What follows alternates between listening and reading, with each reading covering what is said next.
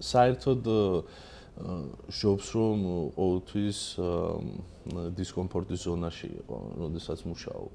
როგორც კი თქვათ, შენ თვითონ კომფორტს იქმნი, მე როგორ თქვა, გაზულუქება ხდება და რაღაც ობიექტურობას კარგავ რეალობასთან. პანდემიამ ძალიან დაგვარტყა ჩვენ, იქიდან გამომდინარე რომ პანდემიამდე ჩვენ 6 დღე ვმუშაობდით კვირის განმავლობაში, ჯემსეიშენებიც ქონა, ტანგოს საღამოები, 4 დღე სპექტაკლი ქონა, გადაღებები და ასე შემდეგ. და პანდემიამ ეს ყველაფერი გააჩერა. ნუ თავიდან ახლა როდესაც აგრძალეს თამაში, ნუ ჩვენც გავჩერდით.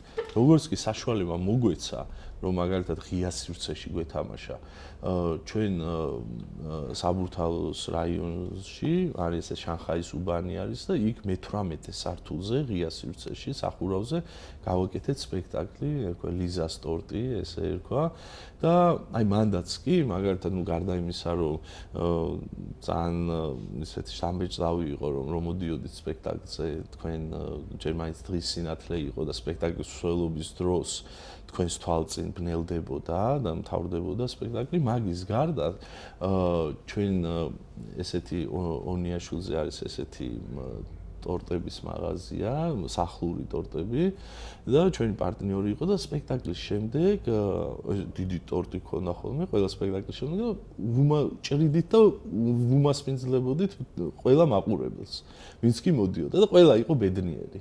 რომ რაღაცნაირად ზრუნავთ, რომ გარდა იმისა, რომ თუ სპექტაკლი არ მოეწონებოდა, ტორტი მოწონდათ ხოლმე მეში რა, ნუ ეს ხუმრობით რა თქმა უნდა. მერე იყო რომ რამდენიმე სპექტაკლი ვითამაშეთ იქ და მერე იყო რომ აი ამ ფოიეში ვთამაშობდით ამ სპექტაკლს და მაყურებელი იჯდა ბაღში. და აი ამ რეგულაციასაც რაღაცნაირად მოვერგეთ, რომ თქვათ ინტერიერში არ შეიძლებოდა მაყურებლის შემოყვანა. მაგრამ მაინც პანდემია მაინც გააჩერა, თქვათ, იგივე საკონცერტო საღამოები, იგივე ტანგოს საღამოები, სადაც თქვათ არ შეგეძლო პარტნიორთან ერთად გეცევა, იმიტომ რომ კოვიდის გავრცელების ერთ-ერთი საშუალება შეიძლება ყოფილიყო. და მას შემდეგ ნუ მე ნელ-ნელა როგორც კი რეგულაციები შემსუბუქდა და მე საერთოდ გაქრა, ნუ ისევ დავიწყეთ თავიდან თამაში. ეხლა ამ წამს, სადაც ჩვენ ვიყოფებით, ჩვენ 29 ნოემბრიდან ვართ გაფიცულები, არ ვთამაშობთ. უკვე მე-4 თვე არ ვთამაშობთ, მაგრამ ეს არ ნიშნავს, რომ ჩვენ გაჩერებულები ვართ.